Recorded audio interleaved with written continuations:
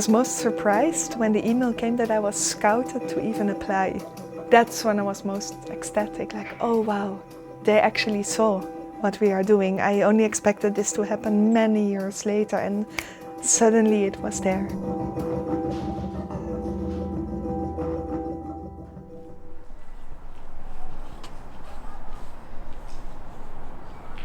The Fast Forward grant is made for mid-career artists of any performing arts genre to expand their international network and grow their art and methodology internationally with expertise from abroad.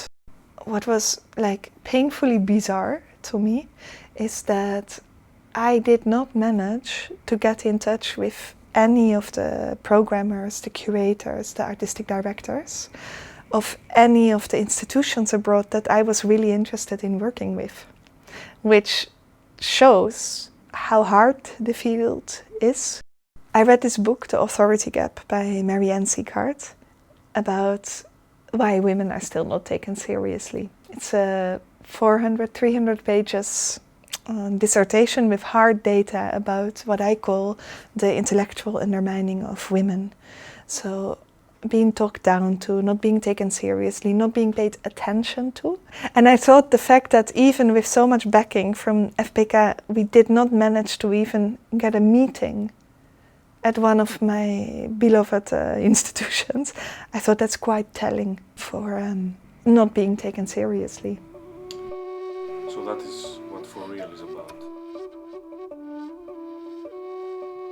It was a production in which I could test out all of the things that I had researched during the Fast Forward trajectory, and it all came together in terms of electronics on the harp, to my big wish to create an improvisation technique to carry live interviews and live conversations, to the bigger overreaching question, how to feel safe and how to create an inner sense of safety.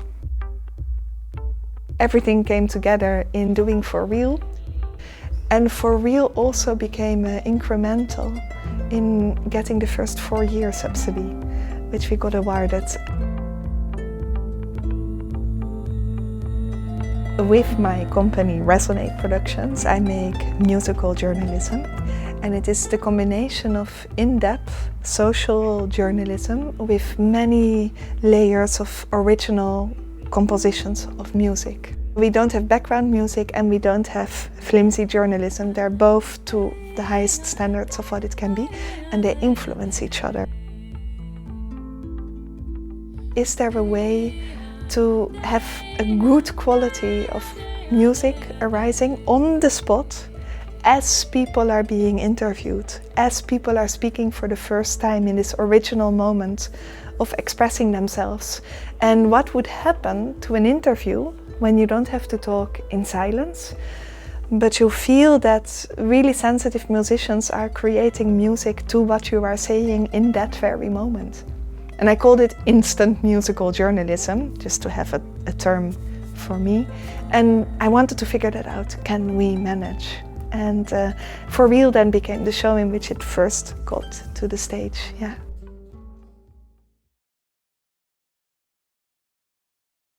I always select people who to work with based on character. I call them golden people. These are, very, very special people with a lot of honor and a lot of skill, of course, but that's not the most important thing. How are you as a person? And I think that's a great criterion to pick up on. We made For Real with George Dumitriou and Sarah Jeffrey. I was really intrigued by the fact that we're going to make a new genre, let's say, artistic genre, that we are interviewing with music. Although I wasn't really aware at the beginning what is it going to be. We're addressing, we call it emotional blind spots in society. So getting to problems and issues that are often overlooked. It's intense. We need a lot of time in the studio, on the floor, and we develop it together. Andrea comes prepared with a framework for us that can be the interviews that she's taken, that she's arranged into a dramaturgy, but then the content is up to us to produce together in the studio. We actually started with the music, composing and actually figuring out how the music is going to be around the interviews, which was completely new to the three of us. We've decided to leave open parts, so not everything was composed and written down, but we will have also parts that are flexible, where we could improvise and find things that are in a moment, which I think fitted very well with the fact that we didn't know what the interviews with the audience would be. The main artists I work with are musicians, and we have a problem within music, which is a chronic, severe lack of rehearsal time. It's terrible. To also have the funds to have an outside eye with you to carry out the feedback method, this was Burkhardt, that's unseen almost in music. We very unconsciously created that kind of elliptic circle that was permeable enough for people to step out of their audience seat and come join the table in the center with the two stools. So we created that circle where something is happening in the middle and the music is supporting it. And I realized in the days around the premiere, oh, it's actually a very archaic model that we use here, like a circle and something is happening in the middle. We see it in hip-hop culture, we see it in very archaic drum rituals. I think what I find so beautiful is that Andrea really tries to bring awareness to the things that we might not see or we might not look at. It's really amazing how music can support and initiate also that process of like looking for these spots. That is really precious.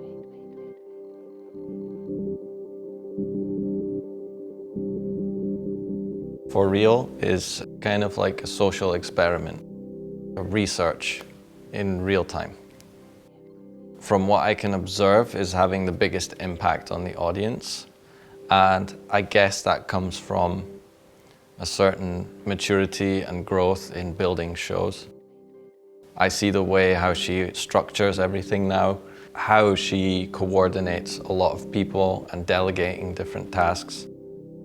Actually executing it, delivering a message in a meaningful way through different mediums. I finally was like, oh, okay, this is what musical journalism is. I get it now, you know.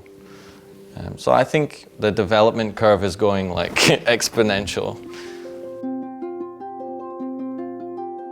Fast Forward allowed for a lot of growth. I have never had real institutional help from within the performing arts. Coming from this position of scarcity, like I've made many productions where I also did artistic direction, research, communication, production, bookkeeping, everything. During Fast Forward I could practice and I had more time to start learning how to delegate, and that's crucial.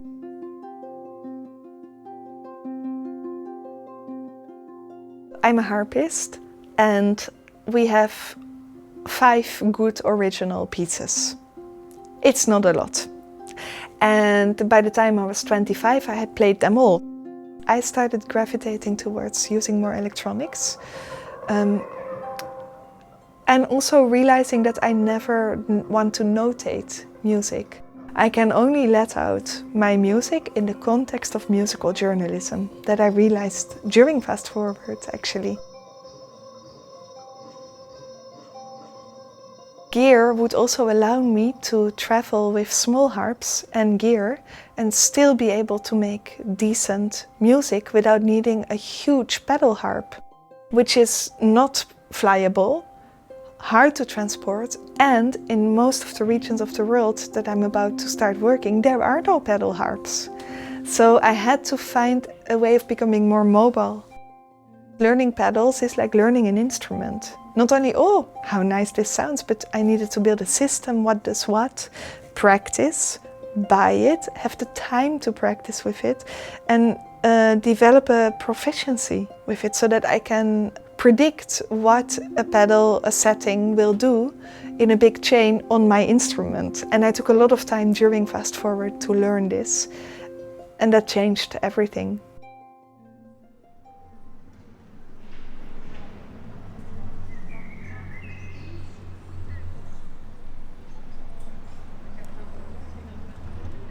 The Lunalia Festival of Flanders in Mechelen, led by Jelle Dierks, is really, really important. I met Jelle 2013-14 in Berlin. And I think for any artist, it's really important to feel understood. And also to feel understood in every aspect of your practice. And Jelle always got it, even when I didn't have Resonate productions yet. In the course of the years, we developed a very, very intense relationship between Resonate Productions, Andrea Voets, and the Festival of Flanders Mechelen, or Lunalia, and also Musica Divina, our festival in autumn. It's a partnership on many levels. I want to give the freedom to Andrea and all her collaborators to experiment, to try out things. Mechelen is a really wonderful open city for that. People are very curious to see what is happening. It's small enough that you can really be very free, and it's big enough to make a difference. And for our festival, it's a festival more and more on all levels of the human voice. And what Andrea does with her projects is really offering all these levels. So not only the singing voice, but the voice that questions, the voice that hesitates, the voice that doesn't know, the voice that's searching. For me, what's fascinating about the work of Andrea and with all the collaborators she works together is that she's really searching for another way to tackle questions, to tackle emotions, to tackle problems of our time or solutions in our time. And she's really not only looking for another way, she's offering another way. She's offering an alternative, not only how to work on the level of journalism, but also how to make performances, how to make music, how to work together with a team, how to work together with an audience. I've seen now so much of the work of Andrea and seen how her Resonate productions came into being. And you really see that she's getting more and more sure that it's one of the ways you can tackle problems, questions. So that's beautiful to see, that there's more power coming into it, that she's more and more convinced that it is a necessity. The Fast Forward program helped Andrea and on many levels. I think it's very important to have had this pat in the back. Please continue your work, do what needs to be done. I think on a psychological level it's more important even than the material level of the project. My personal belief is that the projects that Andrea does and that Resonate Productions do deserve a way bigger stage than is the case at the moment. I really think that she's offering another way of thinking, of looking, of searching, of making music, and it really deserves this international stage because it is extraordinary in many senses.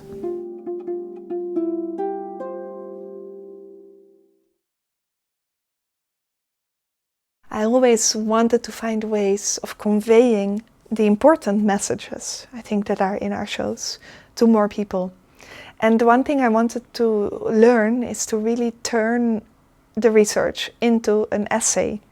By amazing help, I got into touch with Xandra Schutte from Groene Amsterdammer, and she believed in it. And I wrote my first piece based on the show Millennial History. That took me 2 months because I had never done it. Fast Forward really allowed me to take the time. Like, when could I take 2 months out of my life and practice to do that? In the end, that form will become really important.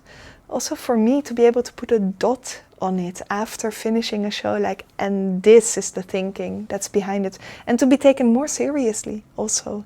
Because when people see me in a live setting, I am just a girl with the harp. I've had such strange reactions of people that they cannot piece together that I am making my own work. So this is important to me.